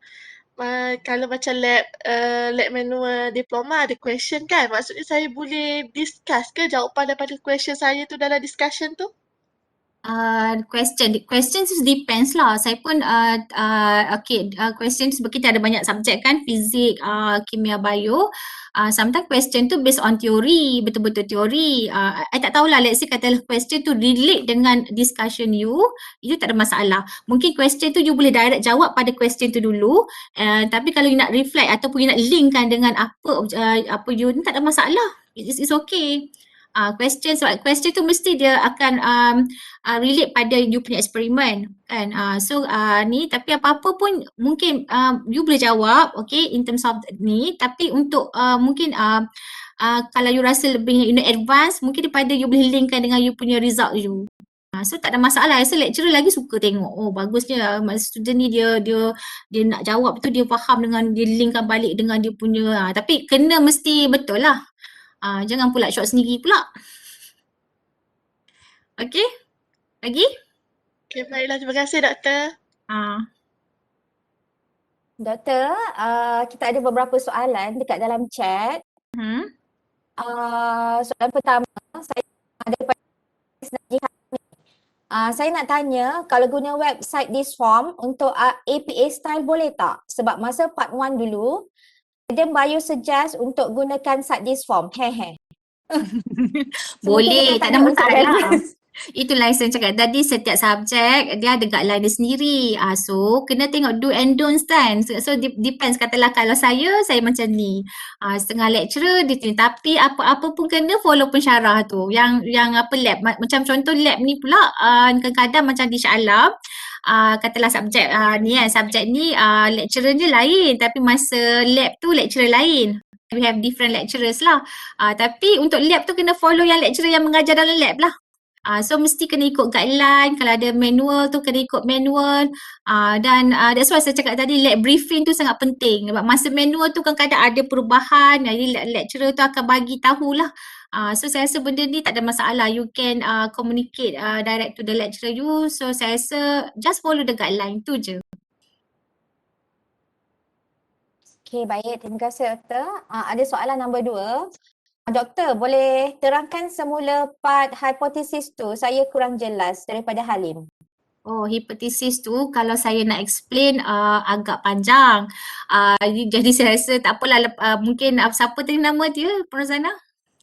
Halim. Halim, okay, dia boleh email tu direct kat saya. Cuma hipotesis ni because biasanya untuk penulisan FYP tak ada masalah. Tapi kalau you tengok masa sekolah menengah, I rasa kalau lab dulu in a secondary school, I rasa ada hipotesis. Hipotesis ni is a theory tapi yang how to write tu saya ada mention tadi. Cumanya hipotesis ni biasanya dalam penulisan grant kita adalah. Nak cerita lebih lanjut tentang hipotesis ni agak panjang. Cuma hipotesis ni dia bukan objektif, dia sangat different lah dengan objektif, tapi dia is a theory. Is a theory yang mana the theory tu apa yang kita akan kalau you tengok balik lah kita punya kita punya tadi yang saya mention tadi, saya takut salah pula tadi. Hipotesis tadi kan, maksudnya the purpose of hypothesis is to tell your reader what you think will be the result of the experiment. Maksudnya idea kita. Contohlah, saya nak bagi contoh apa ya. Biasa saya my research saya buat green micro extraction, green method. Jadi contohnya satu method yang saya buat adalah electromembrane extraction. Okay, electromembrane extraction saya akan mention kat situ my extraction ni will be, maksudnya akan boleh guna sekian-sekian, tapi dengan penjelasan jugalah dengan apa parameter yang saya pakai, apa instrumen yang saya pakai. So you just look for the meanings dari hypothesis dan how to write tu saya rasa tak ada masalah. Tapi details tu mungkin you boleh email kat saya lah, saya boleh bercerita lanjut lah tentang hipotesis, dan saya juga ada bagi contoh kan the good, better, excellent tadi. Okay Halim? Okay, boleh ya Halim, nanti boleh email dekat Dr. Suhaila tau. Doktor, ada seterusnya soalan. Selamat pagi doktor, saya Adrik dari part 1. Doktor ada tunjuk format untuk short lab report. Untuk bahagian recommendation tu, kita nak tulis dan bincang pasal apa ya doktor? Okay, biasanya okay, thanks. Untuk recommendation, biasanya conclusion recommendation tu biasanya kita letak di conclusion, okay? Kalau tak silap saya, kita tengok balik.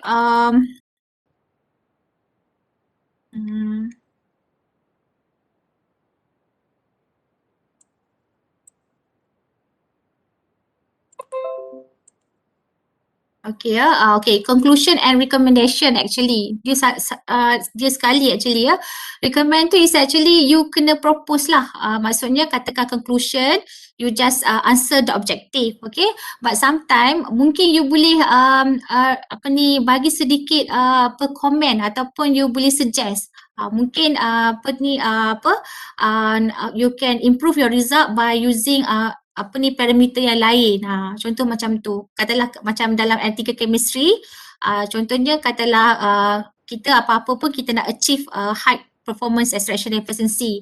Mungkin dalam kita punya study tu kita buat 2 parameter saja. So dalam conclusion dan recommendation tu kita cakap, kita state kat situ kita akan improve lagi, boleh menggunakan 2-3 parameter lagi. Itu adalah recommendation. Okay. Baik. Ada soalan seterusnya daripada Izzatul Afnan. Doktor, for suggest reason for the result untuk conclusion tu, if sama sikit dengan discussion, boleh ke? Dia kena summarize dari discussion. Untuk yang mana ya? Yang maksudnya yang Doktor, for suggest reason for result untuk conclusion tu. If sama conclusion. sikit dengan discussion, boleh ke? Conclusion, okay, results tu, masa result discussion tu dia banyak. Maksudnya all the result yang kita analyse, maksudnya daripada data tu kita present dalam discussion, okay? Cuma conclusion tu, contohnya kalau kita ambil contoh apa ya, contoh katalah you dah analyse, katalah you dapat temperature, okay, contoh macam ni, contohnya katalah dalam eksperimen HPLC. Kita nak tengok temperature apa dengan temperature apa yang untuk optimal. optimum temperature dalam inilah analisis compound tu. Jadi masa dalam discussion tu you banyak kan, you akan play various of the temperature. So you akan discuss on the table yang you provide dekat results you tu. Maksudnya kenapa ni. Tapi untuk conclusion you just boleh mention lah because you nak jawab balik on the objective, because objective tu mungkin objective tu to optimize temperature. Jadi you nak jawab balik, so you boleh mention dekat conclusion tu the optimum temperature katalah berapa 70 70 ataupun 90 degrees Celsius whatever, contohlah macam tu. So yang tu tak ada masalah, you boleh letak di conclusion. Okay, lagi? Okay, terima kasih Doktor. Seterusnya soalan dari Iza. Doktor, data analysis atau justification atau validation tu macam mana ya? Beza ke dengan discussion? Data validation. Okay. Berbeza dengan apa, Rozana? Berbeza tak dengan discussion? Berbeza dengan discussion, data, okay, dalam results kita akan dapat data, maknanya series of kita punya collection data. Okay, so daripada maksudnya data-data tu kita akan present lah dalam bentuk tablet data ataupun dan sebagainya. Tapi dalam tu dalam results kita, tapi dalam discussion maksudnya dalam result tu kita ada kira average, mungkin ada average ataupun kita punya dia punya, sebab kita akan dapat contohnya katalah you buat series katalah measure kan, measure tu sampai mungkin cara pengambilan data you tu you repeat sampai 5 kali. Okay, so you akan dapat lah daripada result tu you akan kira dia punya mean, RSD, SD dan sebagainya. Tapi dalam discussion tu you tak adalah bercerita pula on the how to get the mean tu. Maknanya you can mention that dalam discussion tu, okay, the average sekian, okay, from the repeatability RSD contohnya macam tu lah. So result tu is on how you contohnya katalah ada formula, takkanlah you nak cerita balik formula dalam you punya discussion tu, tak. Okay, so what you get from the result tu you just paste dekat you punya ni, tapi the way how you you analyse, you interpret semua you kena show dalam results tu. Okay? Okay, baik. Terima kasih Doktor. Okay, kita tak ada soalan lagi dekat chat box. Tapi untuk semua pelajar ada soalan lain tak? Kita boleh tanya pada Dr. Suhaila. Jangan malu ya.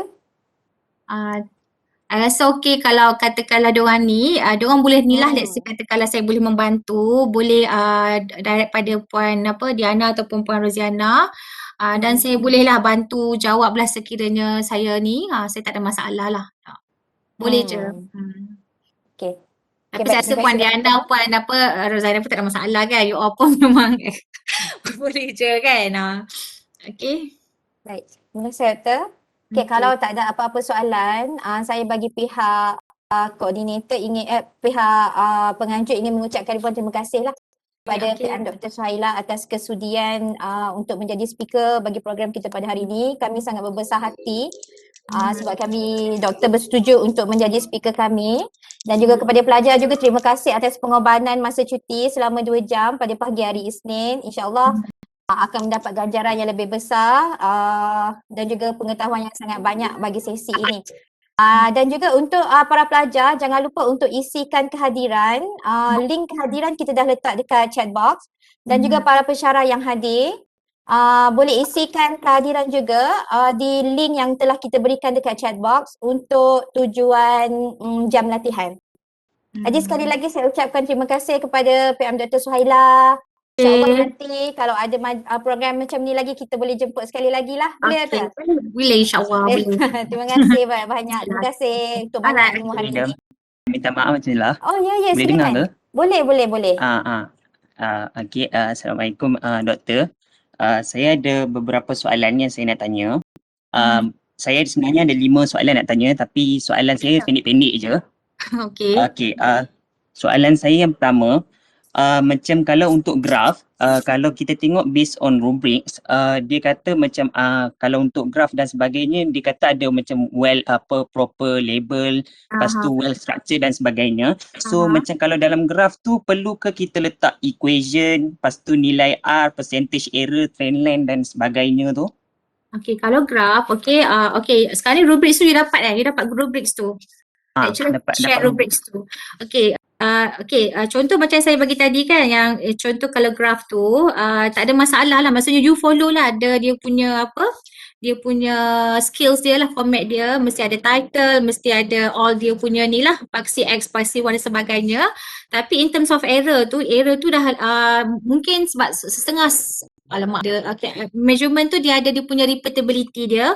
Mungkin di graph tu you boleh buat scale yang repeatability tu. You know about the how to scale dalam dia punya graph tu. Okay, untuk error tu mungkin you boleh attach di pengiraan you, formula you tu you letak di bawah graph tu, itu je. Tapi untuk graph tak ada masalah lah, saya rasa. Let's say once you follow tak ada masalah. Yang tak ada masalah tu because of cara graph tu unit tak ada kan, you punya in terms of you punya ni pun kadang-kadang memainkan peranan ya, numbers tu. You punya value dia tu pun sangat mainkan peranan juga. Okay, itu saja. Okay, soalan kedua saya pula. Okay, dalam part discussion, kadang kan dia suruh macam state source of error, tapi sekarang dalam musim ODL ni kan untuk lab report kadang macam data tu dah diberi ataupun macam kita kena cari sendiri dalam video provided. So macam mana kita nak explain source of error tu dalam part discussion tu? Okay, biasanya kalau dalam ODN ni lah kami lah, kalau di Shah Alam kami tak bagi kita katalah video tu kita, let's say satu video tu kita video YouTube ke macam mana? Video YouTube. YouTube, maksudnya lecturer tu extract from the YouTube punya ni lah, bukan macam kami ada video di mana student yang handle benda tu ataupun lab assistant do the experiment. Itu memang betul-betul dia based on YouTube video. YouTube video bukan memang yang betul-betul. student. Yes. Okay, kalau macam tu I rasa itu tak ada masalah lah. Mungkin yang tu memang I rasa error pun tak ada kan macam tu. Tapi kalau kami memang sebab kita minta student lab assistant ataupun ada yang video yang memang sebelum ni kita dah prepare student buat. Okay, so kita akan mention kat situ lab assistant akan because kita ada skills ya, lab skills di mana 5% kita akan bagi. So from the video tu student akan tengok kat mana ada errornya. Maksud kita pun dah bagi briefing, so student kena alert. Tapi kalau error tu kita nampak lah, maksudnya kalau student tu betul-betul teliti on the video tu, memang dia boleh nampak apa masalah yang error tu, apa error yang akan berlaku sekiranya gini-gini. Dan biasanya demonstrator tu dia akan present, okay, gini-gini, jadi kita dah nampak dah dia punya idea kat mana. Tapi mungkin kalau yang dalam case you ni, biasa kalau dalam YouTube tak ada masalah kot. So kalau tak ada error tu just ni je lah, tapi mungkin you boleh mention ada possibility, tu you punya opinion you sendiri, tu tak ada masalah, saya rasa okay je. Since apa-apa pun mesti letak citation untuk to prove your evidence lah. Let's say you kata gini-gini, mungkin ada error, you mention, letak you punya source tu, manuscript ke ataupun whatever link yang you boleh show support you punya results. Itu saja. Okay, terima kasih Doktor. Okay, soalan yang ketiga pula. Okay, untuk part conclusion, kadang macam untuk subjek fizik ataupun untuk subjek chemistry, biasanya based on rubrics, kadang dia ada mention answer the objective, draw clear conclusion and supported with good data. So, apa maksud supported by good data tu dan apa yang perlu kita letak untuk consider as good data tu? Okay, itulah yang saya mention tadi. Ingat untuk conclusion, you jangan repeat balik all the data-data, contoh-contoh yang ni. You kena letak spesifik je. Maksudnya you kena, let's say yang saya bagi contoh tadi, let's say apa-apa you kena reflect to the objective. Katalah objektif tu nak determine ataupun nak find the optimal condition parameter. Katalah dia nak temperature dengan flow rate ke ataupun whatever composition. Letak dua benda tu je. Sebab kalau research lain, research ni kalau macam paper research ni banyak, tapi kalau biasa untuk eksperimen, lab report dan sebagainya, saya rasa tak ada sangatlah dia punya orang kata ni lah. So you just mention yang optimal one.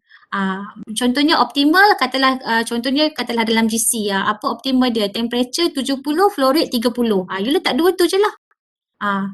But without you dah tak boleh nak orang kata elaborate panjang on the result, on that one is dalam conclusion. You just specific the temperature, the optimal one. Itu je. Okey. Untuk soalan keempat pula, ni berkenaan reference. Okey, apa yang diterima sebagai reference dan apa yang bukan dianggap sebagai reference. Macam contoh, kalau reference ni kan kita tahu macam online articles, journals dan sebagainya.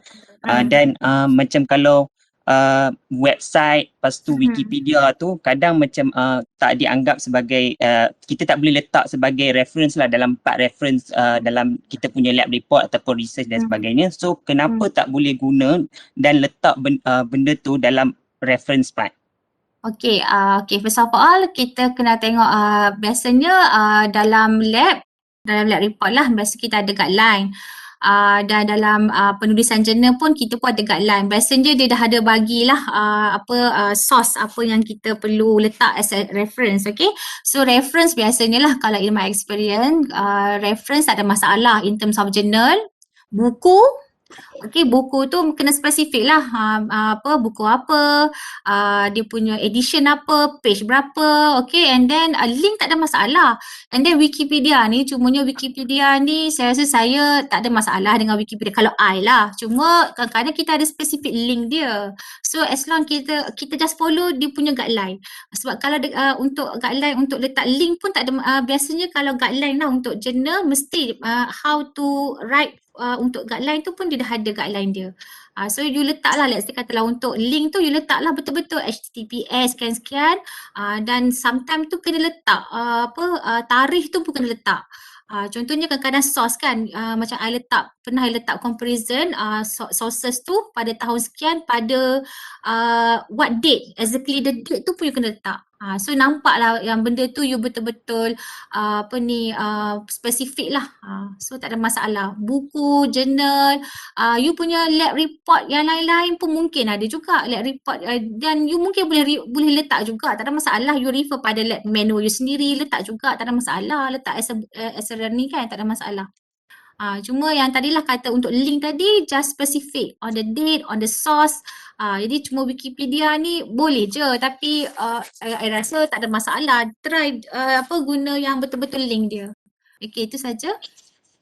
Okey, untuk soalan terakhir saya pula, katakanlah macam kita buat tentang research paper ataupun kita buat tentang assignment, report dan sebagainya, secara group kan, lepas tu partner group kita tu contohlah dia ambil info-info daripada internet ataupun jurnal tanpa dia ubah ayat tu jadi ayat dia sendiri, ataupun dia just ubah-ubah perkataan, 1-2 perkataan je, lepas tu dia tak check for the plagiarism, macam application Grammarly check, date check dan sebagainya. So macam mana benda tu akan affect permakahan kita punya lab report, research paper dan sebagainya.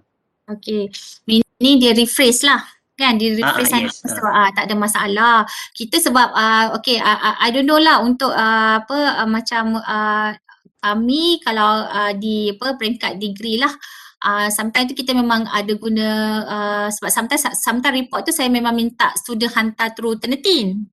Alternative meaning dia akan check dia punya plagiat lah, kan? Ada setengah report tu saya ni lah, tapi mesti saya akan minta sudah hantar through Turnitin. So daripada situ saya boleh nampak lah dia punya plagiat ke tak lah. Cumanya kalau dalam kes you tadi tak ada masalah nak ambil daripada ni, maksudnya kita rephrase lah. Kita rephrase ayat tu. Rephrase ayat tu as long you letak citation tak ada masalah. Okay, yang menjadi masalahnya bab student ni dia ambil je terus daripada paragraph tu, teks tu, copy, rephrase pun dia tak rephrase macam betul-betul rephrase, dia just macam tukar sikit-sikit. Itu yang kita nampak, itu yang kalau dalam Turnitin tu boleh bagi ni lah, orang kata percentage kan. So you just rephrase, okay, and then letak citation tu. Contohnya katalah Peter et al. 2012, tak ada masalah. Itu sekiranya kalau ni lah, tapi kalau dalam Turnitin memang dia sangat sensitif. Kan dalam sensitif tapi yang tu memang kita betul-betul kena rephrase lah. Tapi macam untuk Turnitin mungkin kalau lab tu saya tak ada lah orang kata very orang kata strict sangat lah. Cuma katakanlah dalam FYP dia tak boleh not more than 30%. Tapi mungkin lab ni saya tak ada lah orang kata rigid sangat lah. Tapi itulah as long kalau dalam report biasa, lab report biasa yang you buat ni, you rephrase the sentence, okay, you letak citation, tak ada masalah. Saya okay je. Macam saya lah. Okey, terima kasih banyak-banyak doktor. Minta maaf dah ambil masa. It's okay, tak apa. Okay, Farazana. Baik, ya, terima kasih. Terima kasih Azudin. Okey, ada apa-apa soalan lagi ke? Dah pukul 12 dah kan? Lapar dah ni. Kesian doktor dah penat. So, Tak apa, untuk semua sekejap. pelajar, kalau ada apa-apa soalan, boleh terus refer untuk Pak Muam boleh pada saya. Yang Pak T, Pak Fo boleh kepada pensyarah masing-masing. So, Dr. Suhaila, kita nak ambil gambar program dengan para pelajar semua. Saya mohon untuk onkan kamera, tolong. Okay, everyone boleh on kamera tak? Kita nak snap gambar program bersama dengan kita punya speaker. Dr. Suhaila. Doktor, saya boleh tak kalau saya nak mohon untuk tutupkan presentation? Sorry ya. Tak apa. Sorry doktor. Okay. Sekejap ya.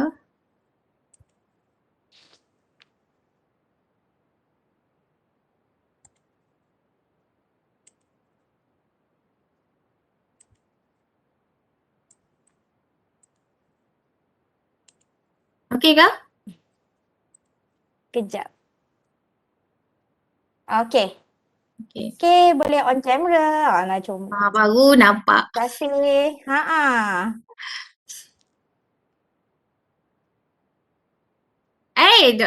Saya apa? Dr. Siti Kartina pun ada ni.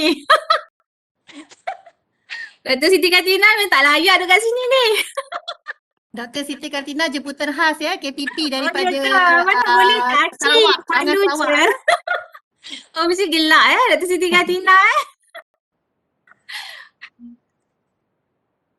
Best dengar Kak Ila cakap. Okay. Dr. Siti Kartina Okay, kat Pak Diana, rumah Kak. Kamu tengok on camera. Ya, Ya. Okay, Kak Diana kalau dah ready. Kalau dah ready boleh kira Kak Diana. Kita nak senyum untuk gambar. Okay. Okey. Tapi tak penuh lah, ada yang tak kamera. Ada macam keluar masuk. Oh, mungkin yang perempuan tengah cari tudung kot. Ya.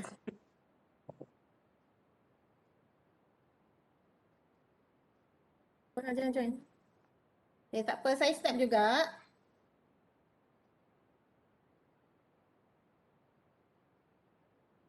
Terus Diana ada. Dr. Wan Naziha ada. Janganlah. Oh ya ke? Ramainya. Ramai jemputan khas. Kenapa bagi link kat dia orang? kami nak dengar. Okay.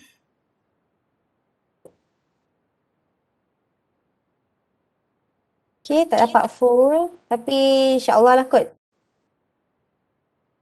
Kejap. Okay, kejap.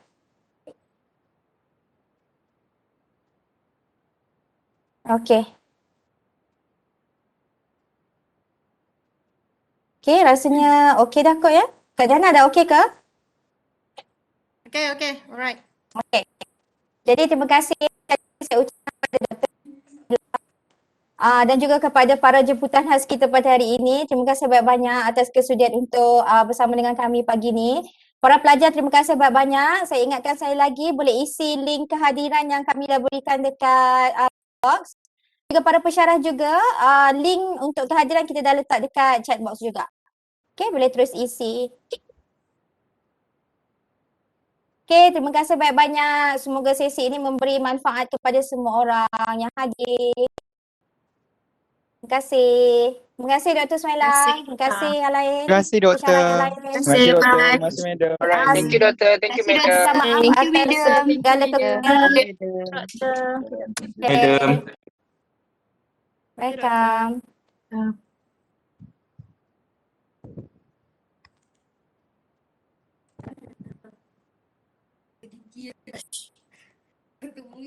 Mami tengah on cam.